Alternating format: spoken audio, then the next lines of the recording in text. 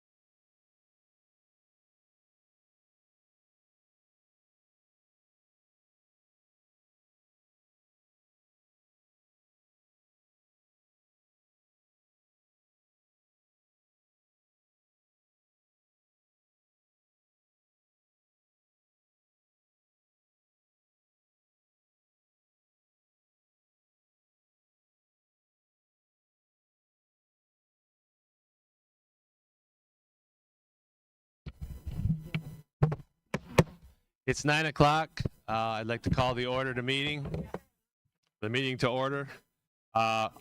This is our Board of Trustees Workshop meeting, Tuesday, January 27th, 2026. Please stand for the invocation and pledge allegiance.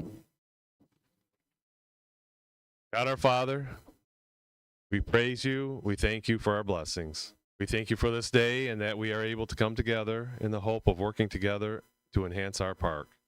We ask for your spirit to guide us this day in all our discussions and interactions so that we do what is best for all of our residents. We thank you, Lord, for all those present at our meeting and for all those who are streaming. We thank you for our trustees, our district manager, the park staff, and all those who volunteer their time and efforts to make our park a better place to live. We ask for your help and guidance so that those present are patient, understanding, and respectful to one another as we remember that we are a community of family, friends, and neighbors. We ask you to bless our holiday park in 2026. Amen.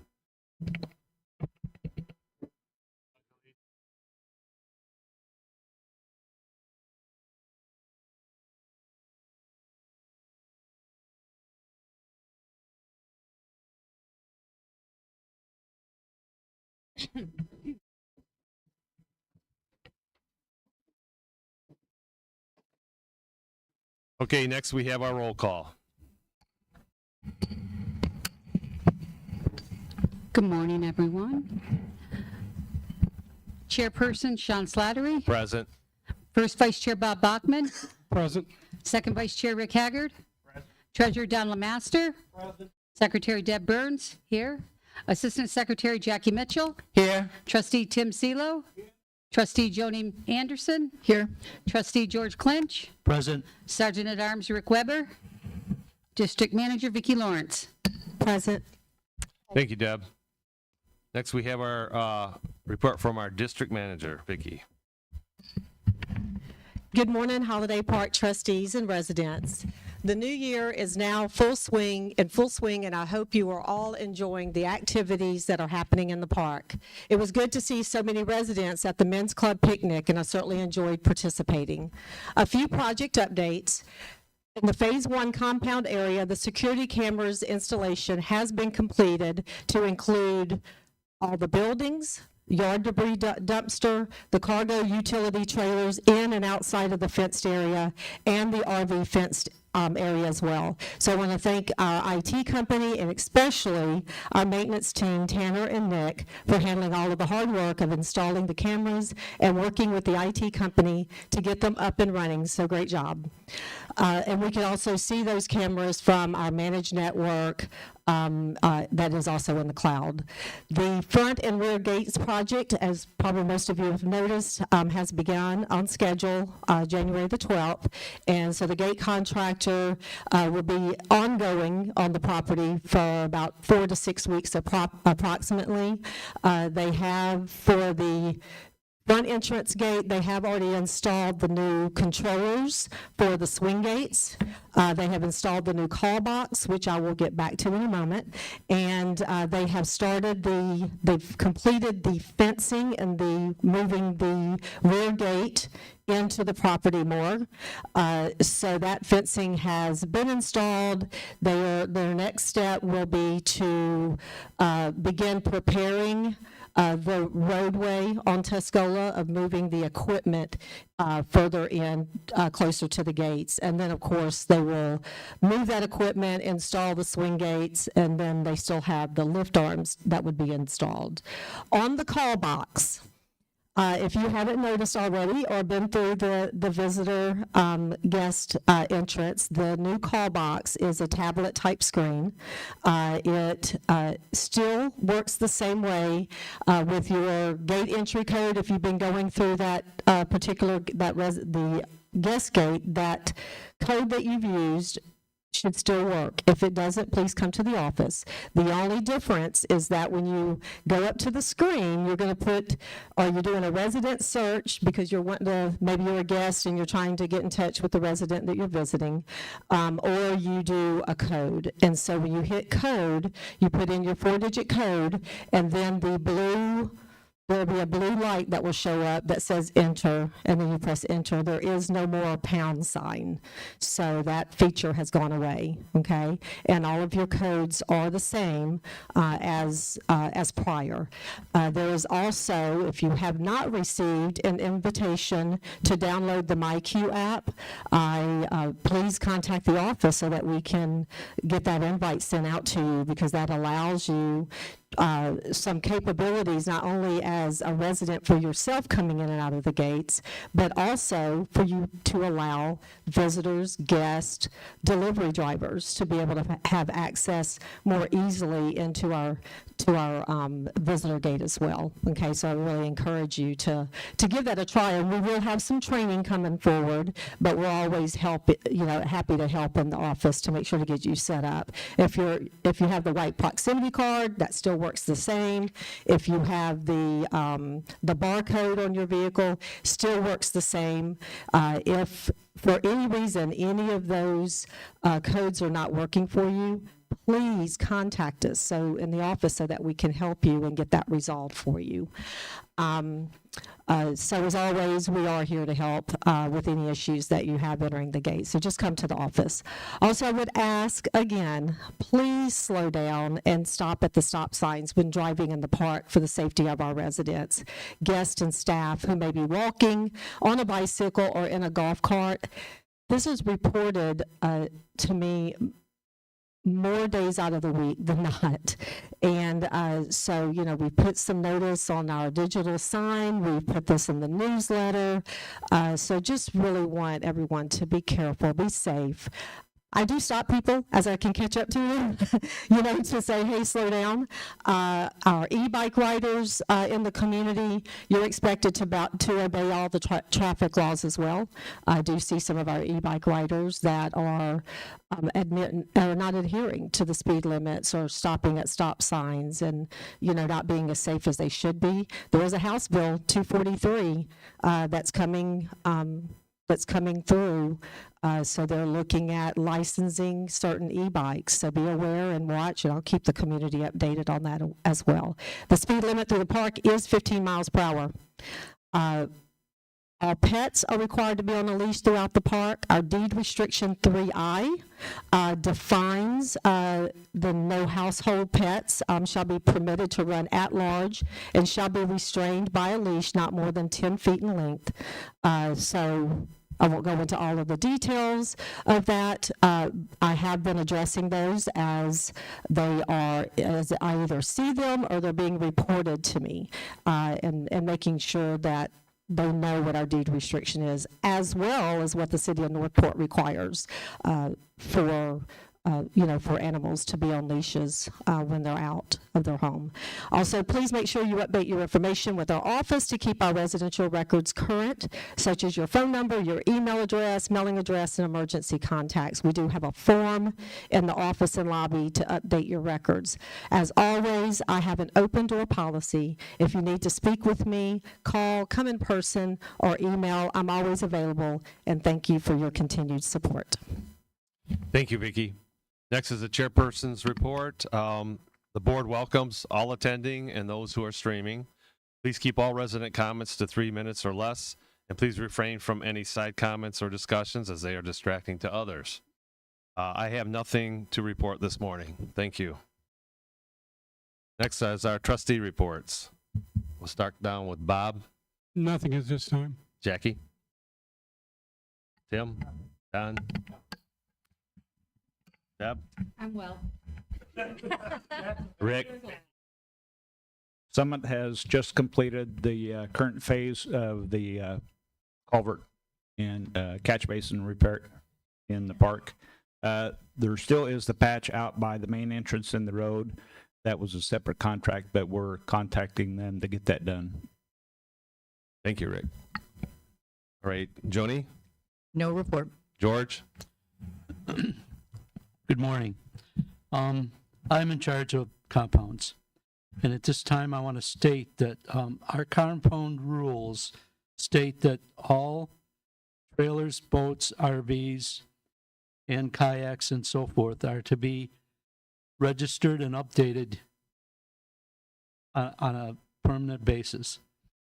There's many violations in our RV and compounds, and a couple in the trailer compound.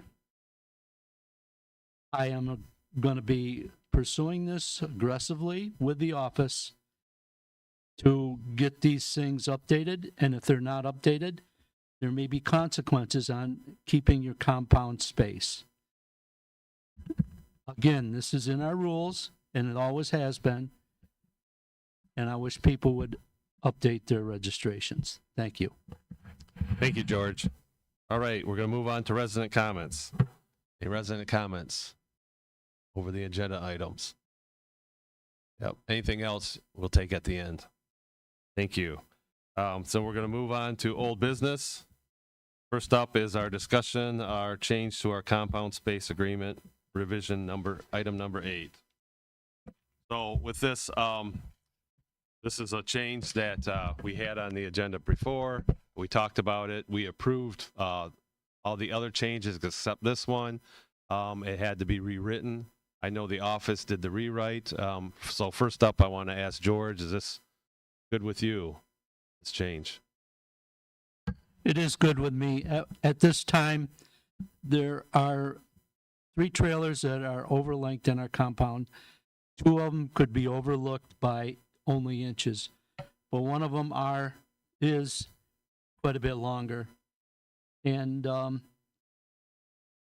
I can see this coming in more and more. I've got one person, maybe 2 people, looking for longer trailer spots. I have no more trailer spots in the utility trailer compound except for the lock gate. And there's no room for longer trailers in the lock gate. So they would have to be in the open trailer compound. And in order to let these people come in, I'd have to move trailers around. But right now, we have one trailer that is longer, and I'd like to change this rule. Thank you, George. Okay, open it up for comments. You've all seen this before. You had time to review it. Yes. George, are you talking longer than 25 feet or you're? No, I'm talking longer than 18 feet. Oh, okay. I'm sorry. The trailer in compliance right now Okay. is probably 20 to 21 feet. Okay. Any other comments? Everyone okay with this moving forward? Okay, next item. This is just a review of our project list and to get any updates this time. So we're on page 1, our short-term list. Are there any updates that anyone needs to give me at this Yes. time? On to increase electrical power. I've had one contractor come in and look at putting additional 220 panel in the corner of the men's club shed. And I have another one I'm meeting with this afternoon. Okay, thank you. Do you have anything you specifically want me to add to this on the sheet, though? You can just leave. Okay. And if I take it what you mentioned before, our number 1 there, the 2024-25 project, that is completed now. The very first one, we can mark that as completed. Yes.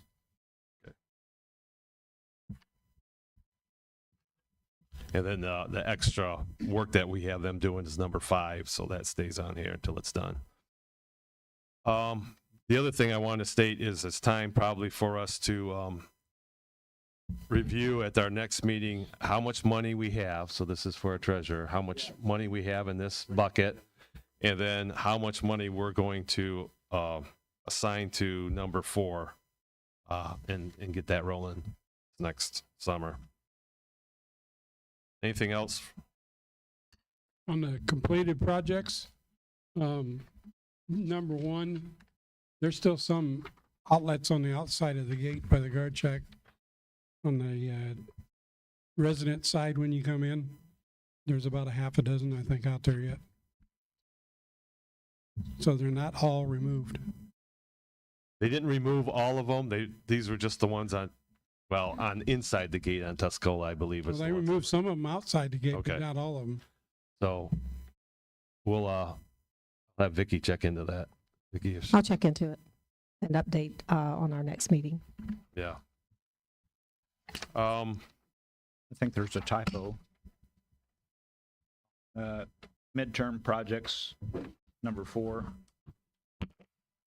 I don't know if you want to change that to 26 instead of 2025.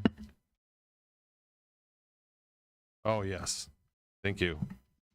You say? It should be progress continues in spring of 2026. Thank you for that. I also think if we're looking at number 5, the pavilion, park pavilion, donated funds, we might, depending on what goes on later in, we approve the next step of the park pavilion in our next meeting, we might want to move that to short term also from medium term. So that's something to think about. Yeah. We'll Is that the talk about correct it next balance, time. or should that be 5,000 less? This was the last balance I received. I don't know what it is currently. We'll update it again at the regular meeting when I get the next. And it is 5,000 less. Okay, We have paid the architect their full balance. I'll update that at the next meeting. Okay. Could I make a suggestion that when we bring these project lists to the meeting, is it possible to have the date that they're discussed at the meeting on there? Yes, and that's what I'm trying to do at the top. The last time this was approved was 1/8, Yeah. and Okay. we're not updating it yet. So if I update it from today with anything, then I will put today's date on it for the next meeting. So it does show, because I can't put a future date on it until we've Okay, done. thank you. On the long-term list, number 10, I know I brought up to add this, but I don't, as in charge of compounds, I don't feel comfortable in extending our compound areas until our deed restrictions are updated.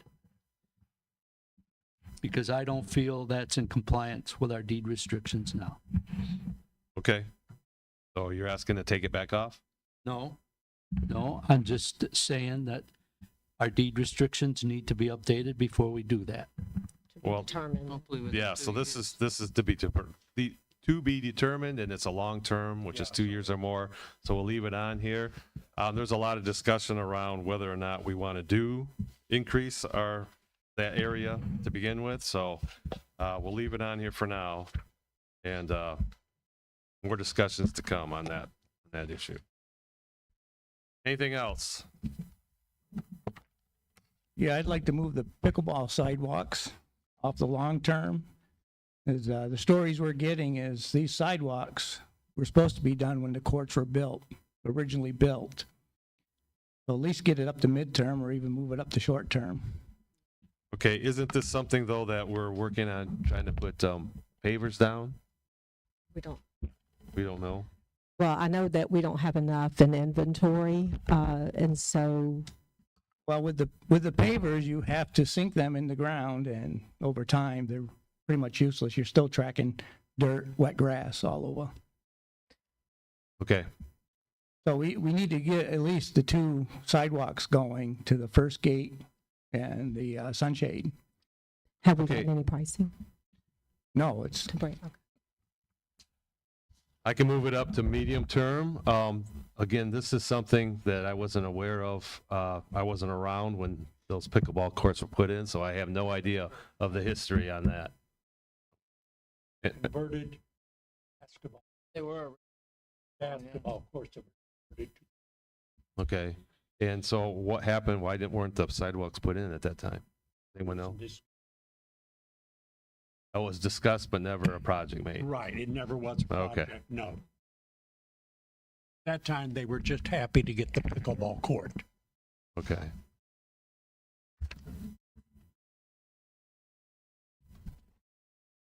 All right, make that change. So the only real changes I have documented here are on the short term, the first item is completed. I will move that to completed list. I can change the, since we know right now that on the medium term, we have, the account balance was 5,000 less. I can make that 110. I can also change number 4 to the typo to 2026. And Sean, can you also on short term for number 1, the gate, show that the project began 1/12/26? yes, Thank you. Sean, on the pavilion fund, I wouldn't update it till the next meeting. We may have gotten some new donations in. okay, I would wait till then. all right. I have a question about the trees. How many more trees are needed to complete that project? Any idea? Yeah, about 12, about $5,000. And I'm going to change our long term. I'll remove move number 9 to the medium term. And that's it. Okay, thank you for the discussion, the review. Next item we're going to move to new business. And NB1 is our reschedule of the February 24th, 2026 workshop meeting. I would propose that we move that meeting to keep it on the same day and move it to 2 p.m. on the same day. And the reason why we're changing it and moving it is because our pickleball tournament, the Olympics was scheduled for that day, the pickleball Olympics. And we have a number of people on the board that would like to participate in the Olympics for that day. So, John, why isn't this schedule from the Olympics brought to the office so we can see if there is conflicts? Because now we have to run another newspaper ad, which is additional. Mary Margaret, can you walk over here? Sorry.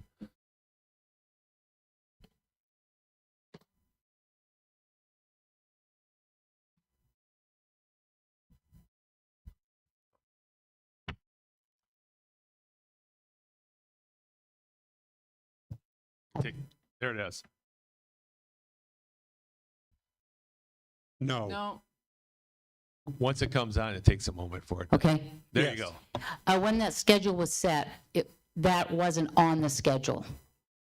Okay. And so I'm working on making sure that we just look at the regular meeting dates, which wasn't done last year, or in November when I actually finalized the schedule. So I apologize. Okay. But it will be looked at for next year. This won't happen again, believe me. Okay. Thank you, Mary Margaret. Thank Thank you. you. 2 p.m. Okay. Okay, so is everyone good with 2 p.m. the same day? Yes. All right, so Vicky will make that change, and it will be scheduled. Okay, we're moving on to NB2, District Manager Contract. First thing I want to say, I'm going to let Vicky walk us through this since it's hers. But I will tell you that Vicky and I spoke about this already. She talked to me about it, and I agree with the reasons for the salary change. And I don't know if the board wants to walk through this whole justification, or you've had a chance to read it, and if you're okay with it, we can just hear any concerns or questions. I do have an overview, so I was not planning on going bullet point by bullet point. Just an overview of the document, if that would help at all, if the board desires. Sure, go ahead. Okay. So I'd like to briefly walk the board through the compensation adjustment request that's included in your packet and that residents can see on the screen. Over the 6 months, my focus has been on ensuring operational stability, fiscal responsibility, and strong support for both the board, residents, and staff. First, from a financial standpoint, the year one salary request of $77,000 is below the current fiscal year budgeted amount of $79,900. In addition, I voluntarily dropped spousal insurance coverage, which resulted in approximately 60% savings in the district, to the district, and none of our current office staff require district health insurance due to their part-time status or other coverage. As a result, the budget remains on track. Operationally, I ensured a smooth transition from the prior district manager, maintained continuity for staff and residents, and provided consistent support to the board. I managed daily operations, staff supervision, office and common ground, and resident communications. From a project standpoint, I resolved vendor relationship issues with the sports court project, led the camera project from quotes and scope through board approval and implementation. And I'm currently managing several ongoing initiatives, including the gate entry project, drainage work with Summit Excavating, men's club permitting, and future pavilion planning and committee support. I'm also focused on staff training, resident complaint resolution, and maintaining a visible presence in the community. I've received positive feedback from residents, which reflects the overall stability and responsiveness of operations. Finally, I'm actively managing the 2025-26 goals and objectives, balancing current operations with future planning. The Year 2 salary request of $82,000 reflects the continued expansion of responsibilities, ongoing project management, and the level of accountability required for this role. I appreciate the board's consideration, and I'm happy to answer any questions. Thank you. Okay, so we'll take questions here in a moment. Again, I've reviewed this, and Vicki hit the ground running when she came on board here. She's done a great job. I think everyone here will agree that the park is looking great, and the work that she does has been exceptional. As far as the reason we're looking at this right now is because our original contract was a 6-month to be reviewed and renewed in February of this year. This gives us time to update the contract and then vote on it in our February meeting, or in this case, we're going to do it. We can do it a month early. No, February meeting. This is right on time. Yes. Sometimes I get ahead of myself or behind. Anyways, so the only changes, you have the contract in front of you. The only changes to the contract itself are the very first paragraph for the dates. Those will change, and then the very last page. Or second to the last page, number 4, where we specify the dates for the increases, and this is a 2-year contract. So, Yes. any other questions you have? I have a comment. We had planned on this to move the end date to a time when we're in session, or than having to worry about it during the summer. Yes.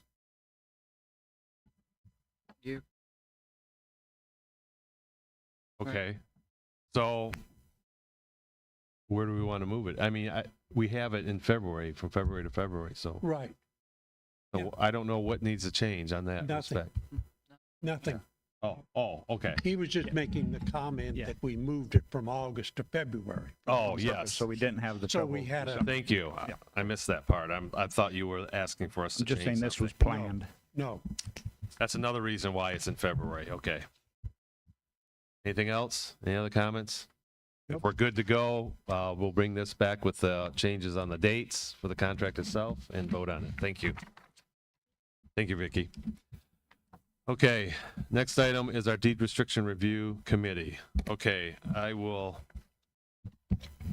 specify why this is on and sort of walk you through the documents that were included. We've been talking about making changes to the deed restrictions for 2 years now. In fact, in February of 2024, 2 years ago, we actually had 4 items that we had already specified need to be changed. And I had gone through the process of trying to put together a ballot of what it would look like. And that's what the first document is. It's a ballot that shows the changes, how they currently read, and the proposed revision, and then the yes, no on the voting for that ballot. And each change is on its own page, except for if you look at page 2, we had 2 changes to the same item, which is 3B. And so change number 1 is specified there, what we were looking at changing, and then a yes, no, just as Karen had mentioned to us before, and then change 2 also, so that our residents could approve or disapprove of either of those without making falsifying or whatever, or voting down both changes in one ballot. Exactly. So that's what the first document is. It just gives you an example. Of course, these would have to be reviewed again based on what we decide today, or this committee. They would review these, as well as on the next page is a beginning straw man document for Deed Restriction Review Committee. These are some items that, oh wait.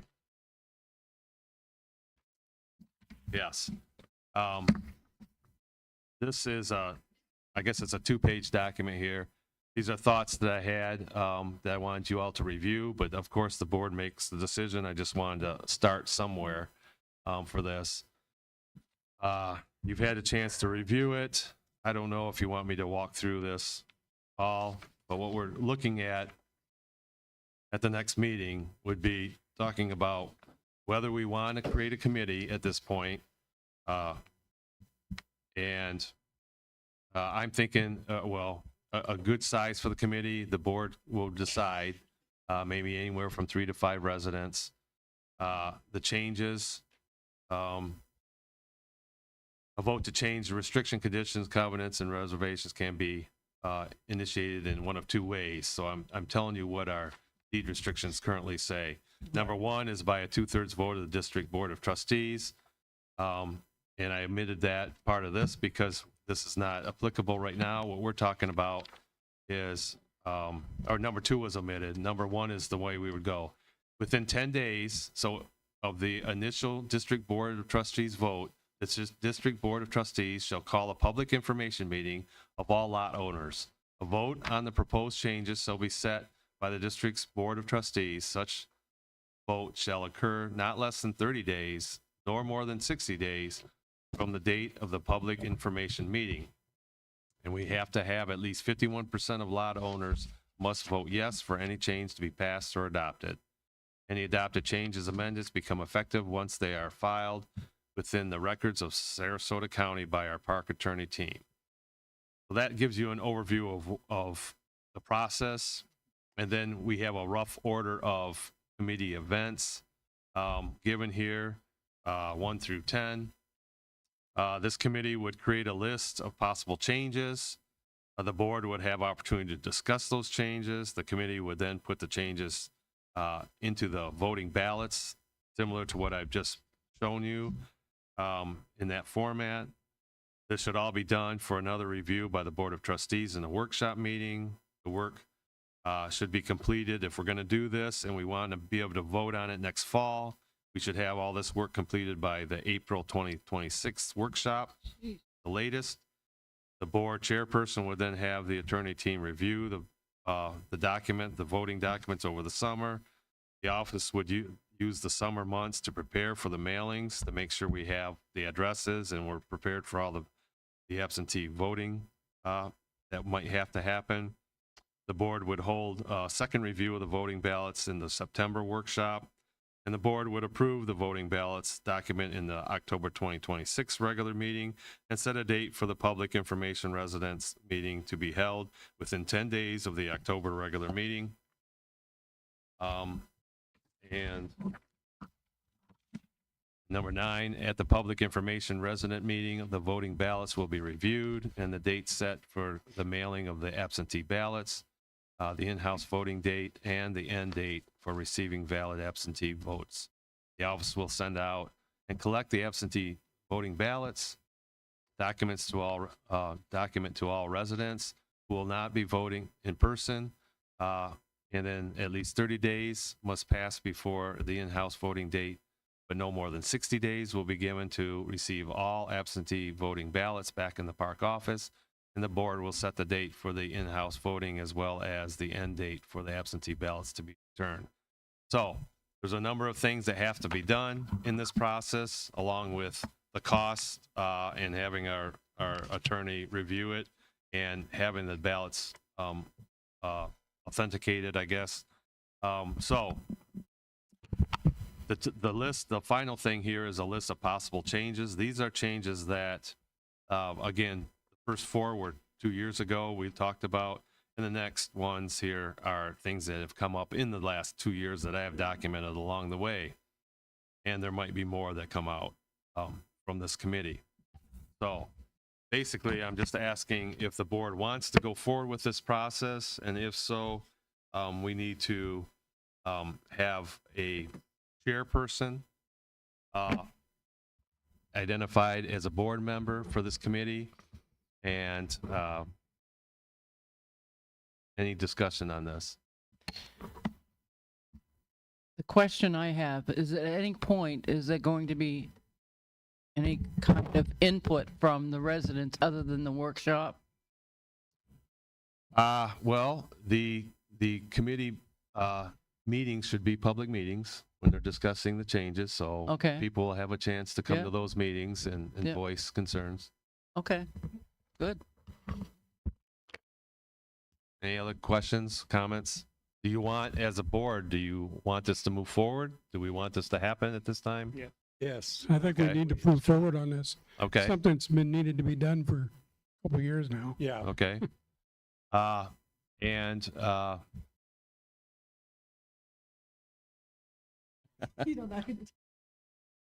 yeah, I want to know, I want the board to think about this. We don't need to, this is just brought here. Think about, I need a chairperson for this committee from the board, and you don't need to answer me now. We can answer this at our regular meeting, since we're going to bring it forward. I'd like to volunteer, Sean. You all rules. I was thinking Joni. Let's yeah. I don't want to do it. I don't think I'm close to it, and I can offer help here and there, but I'm not going to. I don't want to be the one that pushes it or leads it. I would like someone else to step up and do that. And again, we don't need to answer this tonight Okay. or today. Let's bring your thoughts, and we'll talk about it at our regular meeting. Thank you. Oh, okay.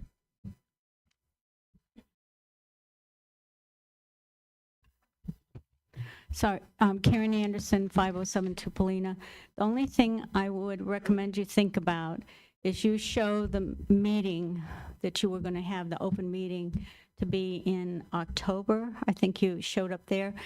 I would recommend that you move it to be in January when most of the residents are here, because you've got a lot of people who don't come until January. And if you want to get the biggest bang of getting the information out to residents, I just would recommend January. That might work better for residents all being here. And the good thing about that is at that meeting then, the last time we did it, we got the lawyer to approve us handing out the packets after the meeting. So people could pick up their packets. We had tables set up by Alpha, A, B, C, D, E, F. So people could go after the meeting, pick up their packet. They had to legally sign for it. So we only had to mail the ones that didn't get picked up, which saved us a lot of money by doing it that way. So Thank you, Karen. That's a good. just recommending. That's good all. insight. Thank you.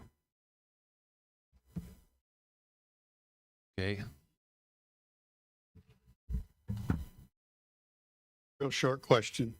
So are the deed restrictions voting on, Your name and address. sorry, Ernie Mitchell, 6403 Hykena Boulevard. The question is, who votes on the deed restrictions? Is it residents only, or is it everybody in the park? No, it's residents only. You have to Okay. own a lot in order, not residents, it's owners. It's owners Okay, only. that Sorry. was the question. You have to own the lot in order to be a vote. Only each lot gets one vote. Okay. All right. Anything else? Anyone? Okay. Then this will be coming back to you. Think about it. Again, the papers that you got in the packet here around this is just something that we would give to the committee as a starting point. And if you have any updates that you want to put on that, one was given, that's a good one as far as moving everything to actually the voting to be done in January. Good idea. Sean, that's when we done it before. Yeah. That way we wouldn't be so pushed this spring to get all this done. Okay. Yes. All right. Very good. So we'll make some updates to that as far as starting point based on what we've heard. Okay. And we'll bring it back and review it again at our at our regular meeting in February and vote on identifying the chairperson. And then I would say that the chairperson can then work on getting input from the community on anyone who would like to volunteer. But the chairperson would have the option of identifying who they want on that team, who they feel they work well with, and then they can ask the board to approve those members. Do that. All right, we're going forward. Oh. We're going to move forward with the meeting live stream process. I believe was Kim, is this something that you wanted to review with us? Or is this something you just...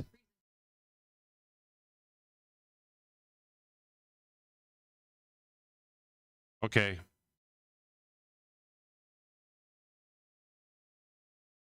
No, well, I mean, the board sees this. We have before us in our packet a trustee streaming overview. So we give the overview, the setup for it, the streaming, the meeting, and the post meeting. The only question I had on this, or one question that was, who is assigned each task? One item that's missing on the setup and the streaming of the meeting is who's assigned those tasks. It doesn't mention that. I think that would be good to add to this document. Is who's doing each one of them, so that we know who's responsible for each task in the setup, as well as the streaming, the meeting, and then the post meeting. Okay. And I would like to give an update too on the staffing side and working with Kim. Thank you so much for the training that you provided to the staff and really anyone, any resident that would be interested in volunteering to continue keeping this live streaming moving forward. I know it's valuable to the residents who are not here or maybe not are able to make it to the meeting. So we want to continue to support that. So thank you, Kim. And anyone that has, I know, Nancy has spent a lot of her time in the past volunteering for the streaming as well. So anyone that's participated. The Communications Committee greatly needs volunteers to be on the committee. So anyone out there that would like to be on the committee with Rick Hager would be much appreciated. So right now what we have as a plan, this morning, Nick and Tanner were in here first thing setting up the equipment because they had a procedure in which to be able to do that and also training. Nick has committed if the board wants to move forward, he has committed to our regular trustee meetings for the nighttime trustee at 6 o'clock on Thursday. So he's committed that if we want to, the board wants to have him be the lead person, or whenever that time comes for him to be the lead person to do the setup and be the person that's handling the live streaming. That does come at some cost with overtime of about, hold on just a second. had written it down. I believe the overtime rate, and this is just a gross hourly rate for approximately 3 hours. I know we usually go maybe 2 hours on a regular trustee meeting at the most, would be about $115 a month. So that's consideration. During the daytime for the workshop gets a little trickier because we have, limited staff. So if we have one staff member in here, whether that's office or maintenance, and something happens where we become, shorthanded, or there's a repair emergent, kind of maintenance emergency, if the, Nick is in here, then that could create, some interference with our live streaming. However, Kim, and you may want to speak to this, is that there is in those scenarios where we may not have someone that is sitting at the table, as long as we have everything set up that it can be positioned where they'll be able to, all they'll see is the agenda on the screen, but everything will be live streamed. They can get on the mic, they can be on, will be on camera. It's just that there will be no one there to move the mouse, to move the streaming video, the packet. So there is that capability there to keep it going, even if we don't have a man, a volunteer to sit at the table to man it. Okay, so obviously we would like to have some volunteers to help with this going forward. I believe, Kim, are you going to be doing this though through April or something like that? I am here through April. Okay. We'll be leaving the first part of May, so I won't be here for the May meeting. So we're really looking for somebody to help out at the May meeting.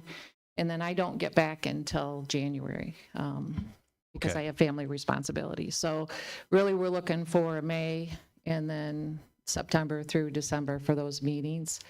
And also Rick needs some help on the communication committee. I want to, can't tell you how important it is for the communications in the 5 years that I've been here. I think we've gone great leaps and bounds on trying to get information out to the residents. And I told Vicki this morning, my husband can't say enough since she's taken over with the texting that's gone out, with the notices on the board, with information that's going out in the newspaper. I think they're doing a great job. And I'd like to see that continue. Part of that's come from input from the residents, talking to Vicki and talking to the communications committee about how we can improve communications. And with me helping out on the streaming side of it, I stepped back from the committee so that I could talk to whoever I wanted without violating sunshine rules, but I'm always there to assist. And I really think that streaming is a benefit to the residents, and if we can have residents step up to help out, that helps out Vicki. She's not worried so much about making sure she has somebody here if we have an emergency, and it's really easy to do. So I encourage people, if you're interested in how can we improve better communication for our community, to talk to Rick, to consider sitting on the committee. It doesn't mean you have to actively do the streaming. We're just looking for input from you. What can we do better? But I want to show you guys, if we can take a few minutes, I want to show you how easy it is if anybody's interested in running the streaming during the meeting. If you can click a mouse, you can do it. It's really easy to do. So I'm going to do a little slideshow to show you. Thank you, Kim.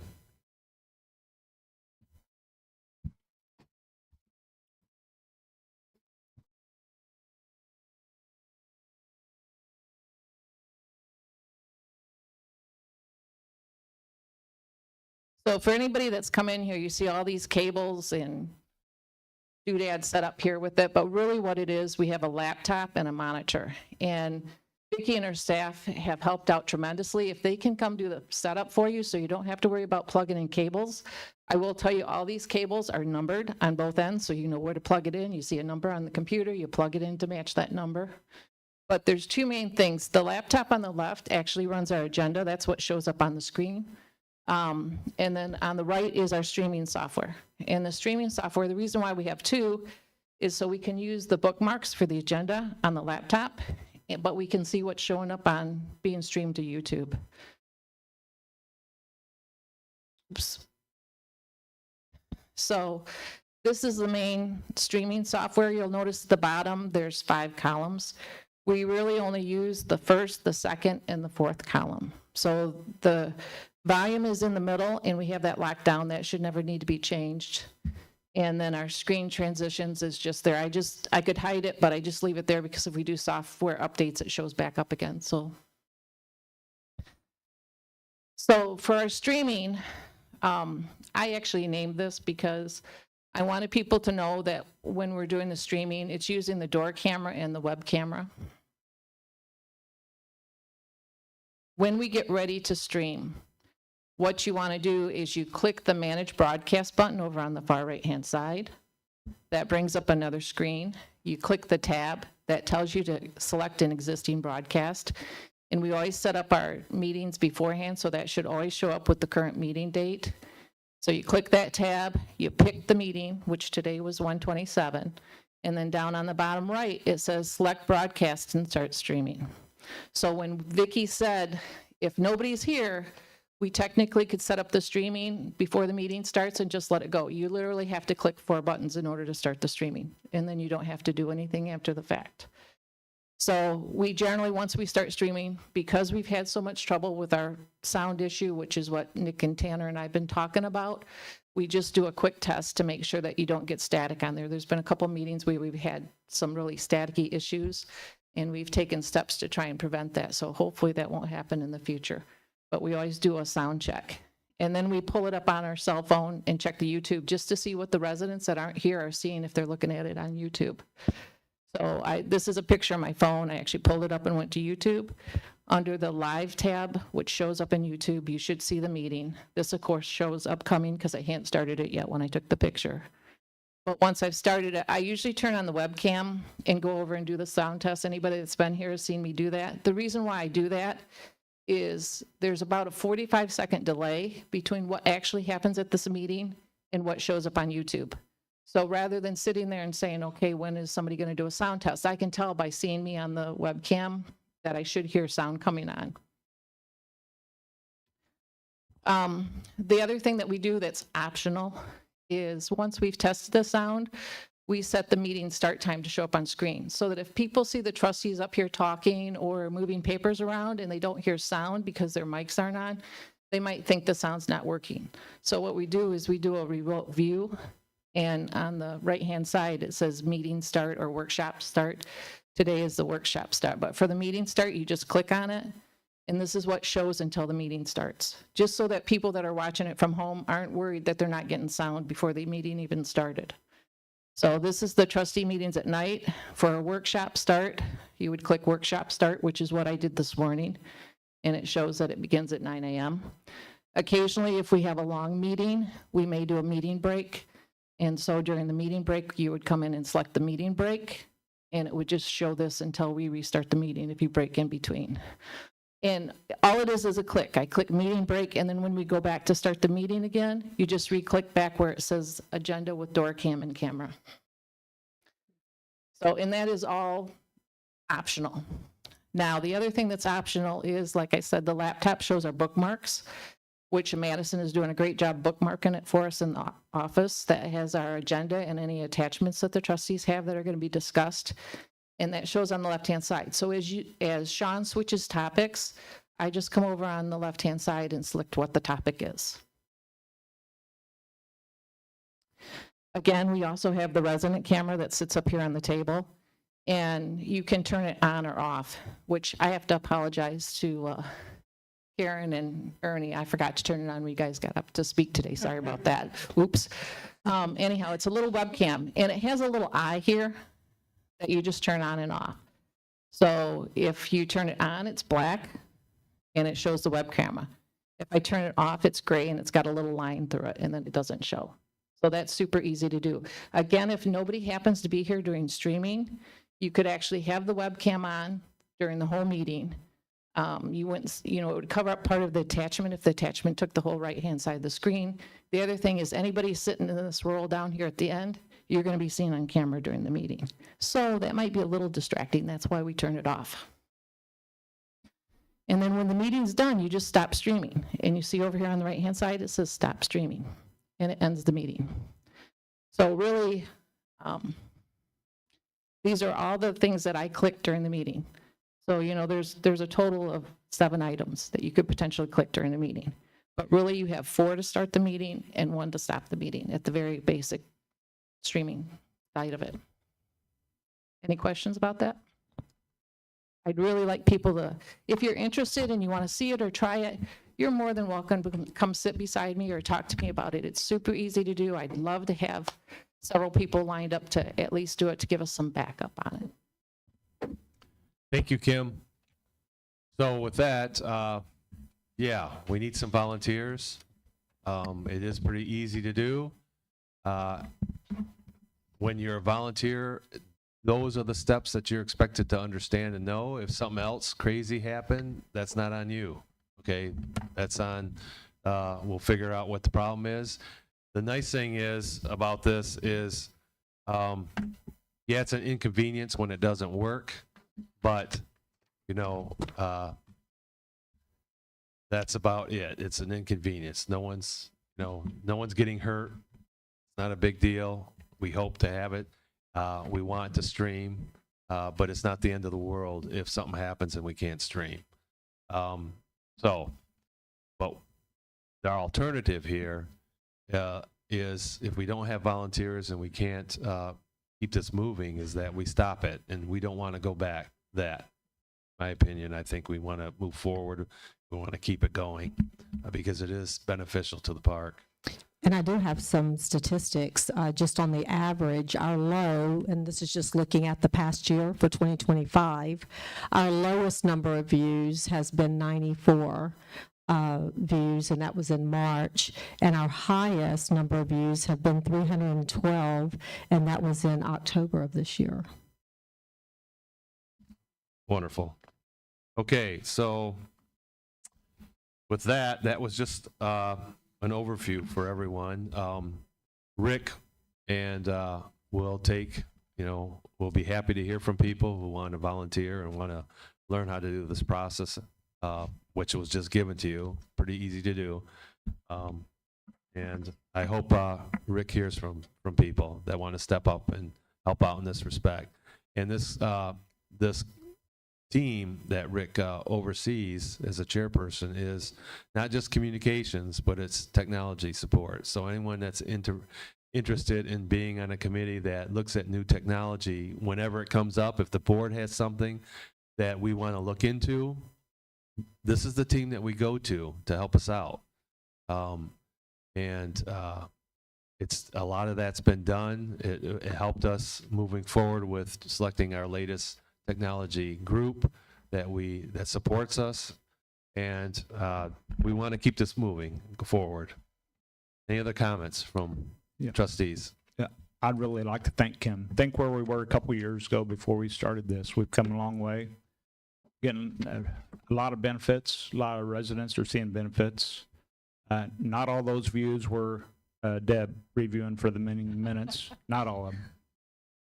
And 312, yeah, whatever. But we do have a meeting once a month. It's the Monday before the trustee meeting. So that's basically, unless anything comes up, that's the only meeting. Yeah. Thank you, Rick. All right, our next item is our entry gate software MyQ subscription changes. I'm asked that Vicki takes us through this. Okay, so the initial subscription for our new gate entry software, which is called MyQ, it was approved by the board on November the 13th of 2025. And that MyQ software entry system that was approved was at a very basic level. It was only going to be administrator type access and rights. It was not being rolled out to the residents in any kind of way. And that was subtotal, the total was in the $155 is what was approved. That was also that we were going to be seeing a savings because the Comcast services that we currently or have been paying for was at a cost of $238.79 a month with our prior, it was a landline-based service that didn't work most of the time, as we all know. However, there has been a change in the MyQ community access software program in their subscriptions. They did have, at the time that this was presented to the board, they did have, it was a basic subscription, which is what we signed up for, an advanced subscription, which was rolling out some subscriptions to residents with some capabilities. And then they had a premium subscription. Since then, and effective on January the 1st, they combined, which you'll see on the next page where it says MyQ Smart Community Access, they combined the basic and the advanced version into the basic version. So they now only have basic and premium. And with the basic version, some of you that have already signed up for the MyQ app are probably seeing some of those benefits on the resident side. On the resident side, you're able to do a remote unlock from your phone or your smart device. It could be a smartwatch, iPad, or your phone. You also have mobile credentials, which enables residents to access their community from their app. You have audio calling. You also have a Siri voice control. Some of these things we haven't even used those capabilities yet because we're just in these initial phases of rolling this out. You also, which I know that some residents, because I can see it on our activity, on the admin side, I see it on the activity list for our gates, is that you have a mobile guest pass as well. So there are some features. The only feature that we're not getting, that we are not receiving on the basic, which did come in initially on the advanced side, it's now only in the premium, is video calling. That's really the only feature that we're not receiving, which is now the basic version. But of course, with that, great benefit that we have with the new app does come at some changes in pricing structure. So currently, we are on the MyQ Community Basic 250 license, and it's $500 a month. That gets us 1,000 subscriptions to roll out to our residents. So, in most cases, we would have one subscription per household because they can log in if you have, say just has, spouses in the, that are in the home as residents, they can share their login and passwords, with each other for that app, share the app. We can also see where we are with the number of subscriptions. Maybe we come back to the board to advance the number of subscriptions, or we have enough still that additional residents are able. So I think that we're going to be fine with the number of subscriptions we currently have, with the number of residents that are signing up, and continue to promote to sign up. So what we have is the Comcast gate services that we were paying $238.79 a month for previously. We have our approved MyQ basic subscription, that was approved by the board in November of 2025 at $155 a month. That was going to give us a cost savings of around $89 or so. But now we're proposing, because we don't really have at this point an option other than to increase and go to the premium subscription. So what I'm proposing is the MyQ basic subscription that has these increased features of resident app access of $500 a month. And the difference between this MyQ subscription and the Comcast service charges that we have been paying is $262.20.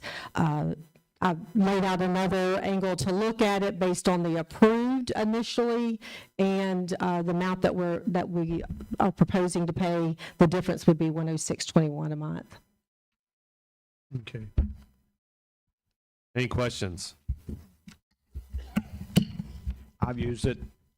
I've sent the electrical contractor guest pass to come in one time, but apparently I sent it to his admin assistant, so he didn't get it. So that too was texting me, so I sent it to the text number I had, so that didn't work. I guess my only concern is, like any other service you get, they increase. So I'm just worried about potential increases. I know they're going to do it, but how often and when? And I don't have an answer for you. There's no way to know that. We did not, nor did the gate contractor know that they were going to change the layout and, availability of these for the subscriptions they currently have. They could, I know that, I have contacted the company. I know that they are listening to their customers, and they may backtrack, but this is where we are today. And I will say, if you have used it, but it also lets you know if you have it on your mobile device, your smart device, as you come through the gate or approach the gate, it will let you know that you are approaching the visitor gate. It'll open it up if it identifies your credentials from your smart device. It's pretty cool. Oh, I like it. It uses, your phone becomes the fob. Yeah. Nice. Okay. Any other questions? Ding. Does George. that work just on the visitor's gate or on both gates? It's on front and rear gates. And the walkthrough. Oh, and the pedestrian gate, yes. If they don't have a smartphone, the They- barcode will still work, correct? Yes, it's still business as usual. Yeah. If you don't subscribe to the MyQ app, so you can still get in the way that you were prior. Okay. Going to move forward Ernie's now. got something to. Ernie? I really do encourage everyone listening and in the room to try out the MyQ app. We'll get you set up. It is simple. It really is. I just want to make sure that the board is aware that, Ernie Mitchell, 6403 Hykena. That the budget amount, this is an increase in the budget amount for that category. It's $6,000 a year, right? Correct? So if you're going to vote on it, you just need to understand that it's an increase in that line item from our line budget. That's all the comment I want to make. What's the current budget for that line item? You have to give me a second for my glasses. So currently, for that type of thing, we have 15 grand in the budget, okay? We are. And this, we're on budget right now at, as of the end of December, at 76%. And that was a quarter way through the year. So that means we are on budget for that line item, right? So if we add additional monies, you guys need to understand that there's going to be a shortage probably in that line item. And if you're going to vote on it, that's what you're voting on. It's not a lot of money, but it's not a lot of money. But every time we vote on something, I think it's fair to the public that we understand that it's either going to be contained within the budget or it's going to be in addition to the budget. That's all the point I'm trying to make. Yes, thank you. Yeah. And maybe at our next meeting, when we actually vote on this change, we can actually have the increase, what that increase or what that over budget's going to be for this year in that line item. I'll make sure that that's reported on.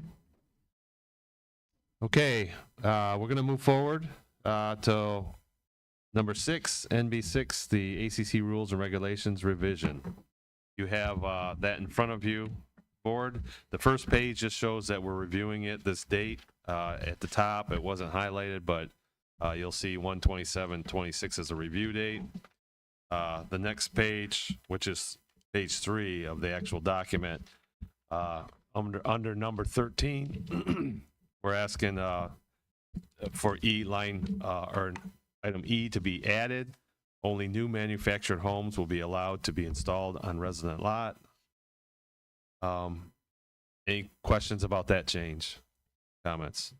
All right, and then on page 5 of 8 of the original document, number 25, we always have said no garages will be permitted, and we've added on a resident lot. Sort of to go along with the item E that we just added to make it more specific for everyone. Any questions about this? Okay, this will be brought forward at our next meeting for a vote. Next item is our Pavilion Committee request for proposal for the pavilion. You have the document in front of you. If anyone went to the pavilion meeting itself, you'll notice that this was reviewed at that public meeting. And I don't, unless the board wants or the people here want us to walk through this, I really don't want to walk through this whole thing at this time. Do you want it to be reviewed? You do? Okay. All right. So again, this was reviewed at the public meeting held by the. Oh, Bob, were you planning on walking through this? If you are, I'd like. Only if you want I'm to. tired of talking, so go ahead. Okay. Basically, we have a request proposal for construction of a park pavilion. It's a 60 by 50 foot pavilion, and the scope of work is on here. I don't know. Do I want to read this whole thing or just highlights? Okay, the scope of work details what we're going to do. 56 by 64 concrete pad. The concrete work, there's a change here I think we need to put on here. Under the concrete work, it should be 3,000 to 4,000 PSI. We decided on 3,000 in talking with a couple of concrete guys. On the back side, next page, dimensions. We've also got electrical service in here. The building itself, post-site work, permitting. The only thing I would suggest as an RFP is we do 3 separate RFPs, one for concrete, one for electrical, and one for the building, because most of your contractors aren't going to give you the whole thing. Just a suggestion, and it was brought to my attention by someone else also. The letter of transmittal, name, address, phone number, all that. On the last page, you'll see detailed costs. That's to be determined. Scheduling, as soon as we can get started, we want to start. A couple guys have already contacted me. They're ready to go now. Mm-hmm. Okay, the question I have, I guess, would be, can the Pavilion Committee bring the three different separate RFPs back to be voted on? Because we were reviewing this today to vote on it at our next meeting. And I think that if you're going to split it up into 3, that's fine, but it needs to be done. If we want to get this moving, we need to have it done for our next meeting so that we can vote. What's everyone's else opinion about doing this 3 ways? Because I know for a fact when we did this building here, there was all kinds of paperwork for every individual contractor that would step foot in the door. My main question I would just like to pose is permitting. And that each of the contractors, how are they handling the permitting? Which I believe we may have, and if we don't, we should, in the scope of work. Because that'll fall on someone if they don't individually do it as a contractor. Yeah, so we do have permitting as part of this RFP. So that would have to carry over if we're going to break it into 3. Ernie, you had some comments? Again, can you hear me now? So, yes, I do. I got I wasn't able to attend the men's club meeting because I had a doctor's appointment, or I would have. but I got the minutes from that meeting, the paperwork from Jackie, and I looked it over day before yesterday. And I don't want to seem this, I don't want to preface anything I'm saying as criticism to all the hard work that the Men's Club have done to date. The suggestions and the information I'm going to provide right now to the board and to the Men's Club, and I will meet with the Men's Club. I've already talked to them. I'm going to meet with the Men's Club afterwards to go over in detail. I've got tons of notes for things that will improve the bid with the contractors so that they understand exactly what we want, and things that we might over-specify that we ought to let the structural people tell us what to do, right? So the first thing I'm going to qualify is myself. I've been started working in construction when I was in school. I went through school. I was an engineer, field superintendent, general superintendent, construction manager, and a vice president of the largest construction company in the United States. So I do have the qualifications to make these comments, so please allow me to do it. The bid document was a good effort, but I think the biggest objection I have to the bid document is the timeline. The timeline allows 10 days for a contractor to respond after the RFP is issued. That includes 2 weekends. That gives them actually 6 working days to actually put together a qualified bid. The only way a contractor can do that is if they've already been contacted, already been given information, and they're already on board. That's the only way. Otherwise, a contractor is going to look at it and says, shit, I can't do this. Right? I mean, that's what they're going to say. So maybe the board, maybe the Men's Club have already contacted all these contractors and they all know about it and they're all on board. I don't know. That's the information I got to get from the Men's Club. The other requirement that isn't on here, that all the documents that they submit for our approval and to the city needs to be stamped by a professional engineer. There is an uplift requirement in Florida for hurricanes, for any structure. And, you know, we've gone into too much detail trying to tell the contractor what type of concrete to put in, whether it has reinforcing or doesn't have reinforcing. That's up to the structural people in the structure that you select to tell you what you need for anchorage, to tell you exactly what you need for a foundation. We shouldn't be specifying things. If we want to specify, we say 3,000 as a minimum. We don't say 3,000 PSI concrete. You specify whatever our minimums are, whatever the park's minimums are, put that in as a minimum. Don't specify unless it's absolutely necessary. The drawings should be submitted with sufficient detail that they know that we know that they've incorporated all the things that we want in the park.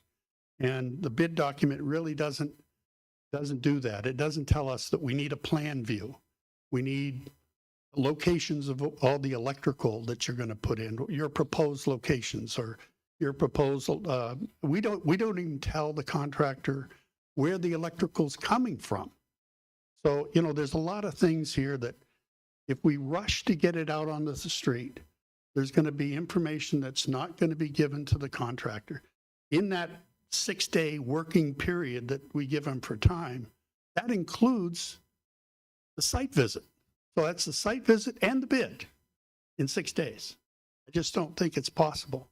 And I don't think we're going to get the response we want, you know, or the Men's Club wants for the park in that period of time. So I do have a couple of suggestions that just broadly that might help everything.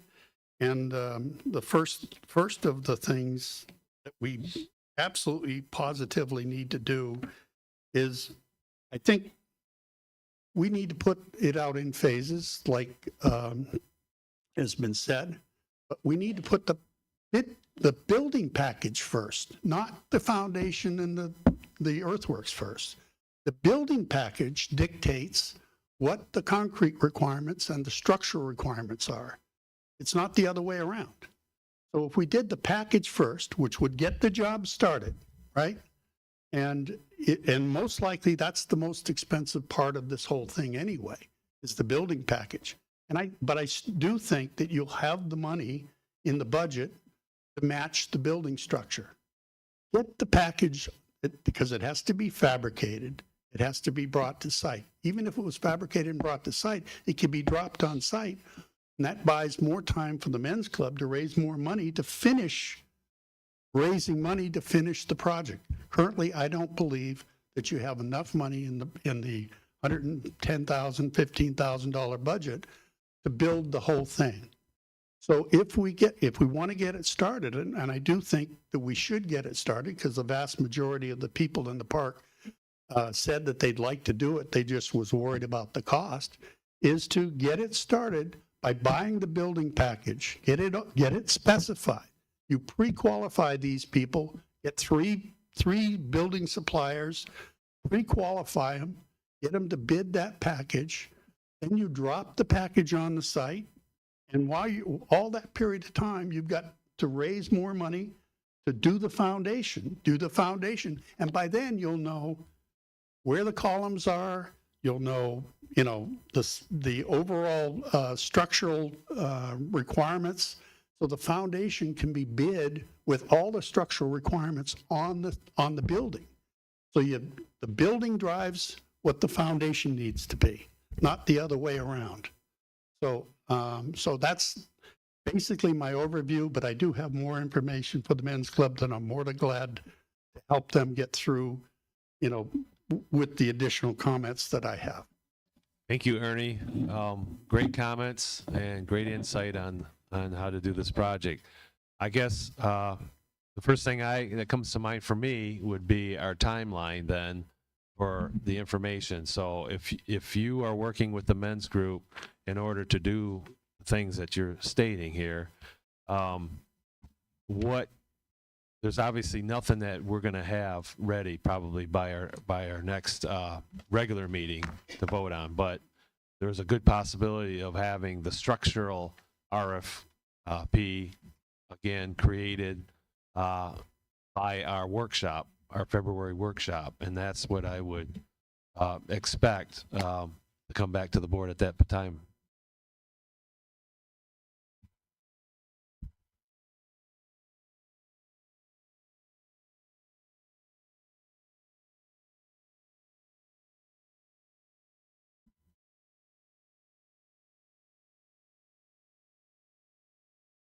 Merlin Hopkins, 6702 Hykena.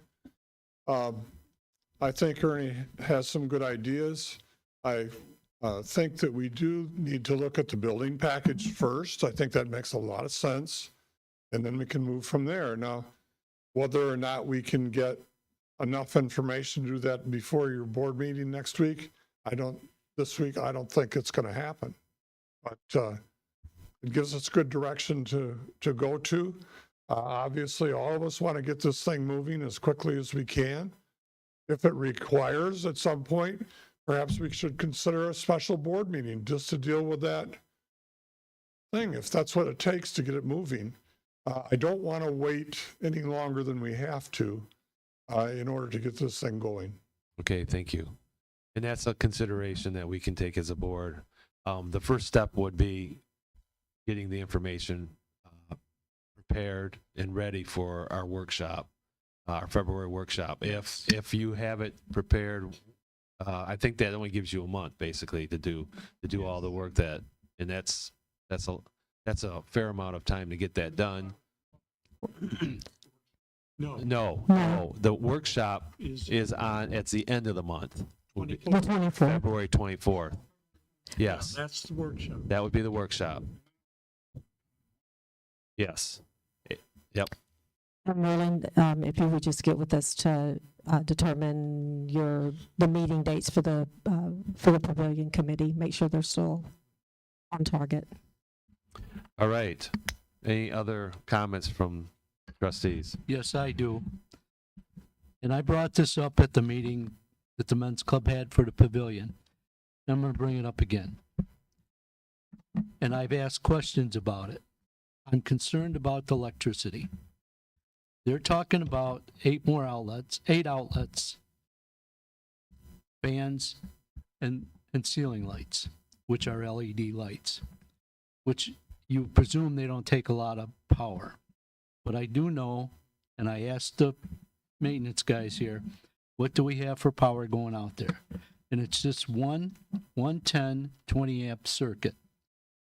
And it goes through somehow it goes through the shuffleboard cord and goes out there from this main building electrical. I do believe we need to look into that. We already have. Okay. All right. So we'll be hearing about that when we get the information.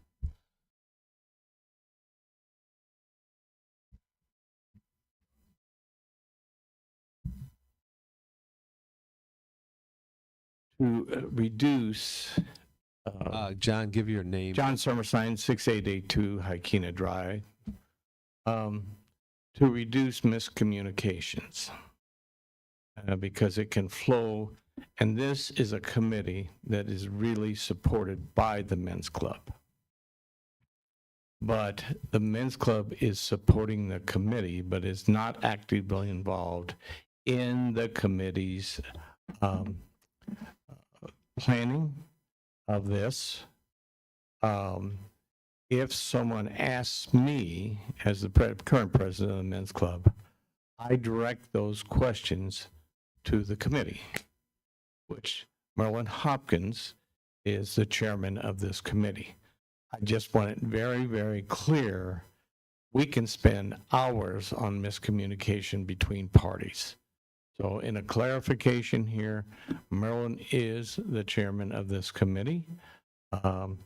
We've had Vicki Lawrence very involved from a common ground standpoint. We not a committee member, but supportive. And Bob Bachman is our representative to the trustees on this committee.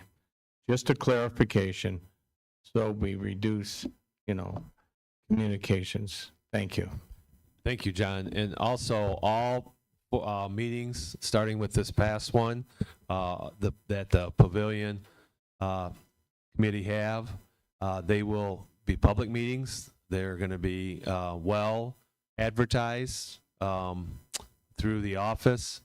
And so everyone is invited to attend those meetings as they happen. Thank you.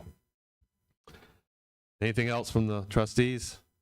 If not, we're going to move on to the handbook table of contents change. This is just informational to get we're going to approve this, I guess, at the next meeting. But if you have any changes to this, this is what we're looking at right now. The nice thing about this table of contents is now it's a one-pager. And this, again, this is for our handbooks, our trustee handbooks, so it doesn't really affect anyone here except the trustees sitting up here. But for your handbooks, you will have this, and anytime there's a change, we can just reprint this page and give it to us. Yes. The office will give it to us in our mailboxes. Right now, everyone doesn't understand how the process works, but right now, whenever there's a change, we're getting printed little tags that we have to go then and put in our handbooks to overpaste something else that's in there, and they're getting kind of clumsy looking. So this will greatly enhance the look of the handbook itself, but also it will make it much less work and easier for the office, and it will be a cleaner look. For our handbook. So this is what it looks like right now. If you have a change to this, or there's anything on here that you have a question about, please see, you can specify it now in our workshop. If there is nothing, you still have an opportunity to talk to Vicki about it before our next, before we vote on this in our regular meeting. Yes, I have one suggestion. The yellow with the white numbers is not working for us old people. Well, You call old. Well, I'm sorry, but it's just not working for me then, I should say. We'll change it to black font. Okay. Thank you. And adjust colors where needed. Thank you, Madison, in our office that put this together. Yes, Yeah, great job. All right. That's that item. We have no supplementals today. Trustee comments. Open to the trustees for any comment. I see that there are none. So resident comments. While he's going up there is a dance Saturday night, Deuce Brinkley. Still tickets available. They're an awesome band. Yeah, in the financial committee meeting, we agreed in the last meeting that we had that the park is owed a update on the 5 to 10 year plan that we put together after the hurricane in 2022.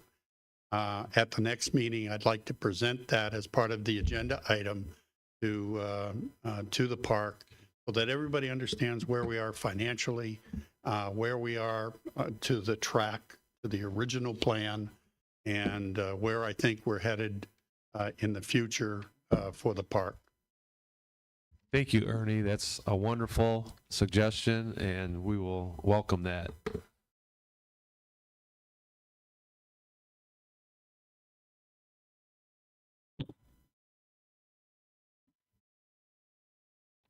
Carol Clinch, 5014 Polina.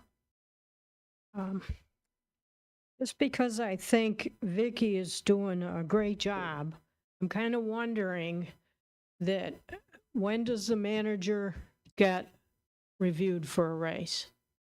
Is that yearly?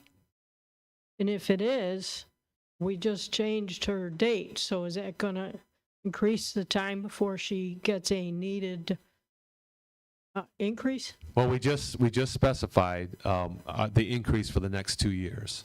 So we're giving her an increase in February, this February. Okay, I didn't hear any numbers or anything like that. Yeah, she mentioned the numbers, but they're also on the board. So she's getting an increase February 20th for this next year, and then again next February 20th. Okay, good. And this is a 2-year I contract. just was worried. She's doing such a great job. And we're trying to take care of her.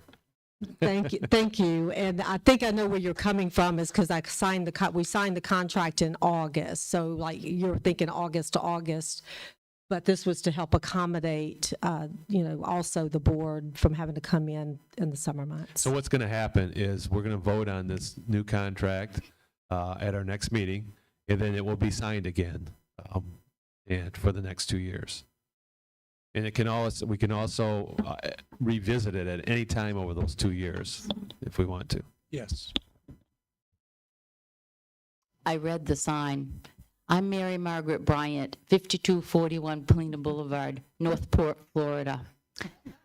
Good job. I goofed up the first time. I just want to say the sign up for the Olympics is done. If any of your friends want to sign up for the Olympics, it's too late.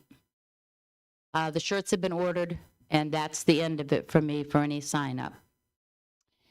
It was a little bit tricky this year, and I entered the first day of sign up with a lot of nervous stomach and a headache. I wasn't sure what was going to happen with the waivers. I'll tell you, we had several residents sign the waivers because I had that the first thing that they saw when they came in the room.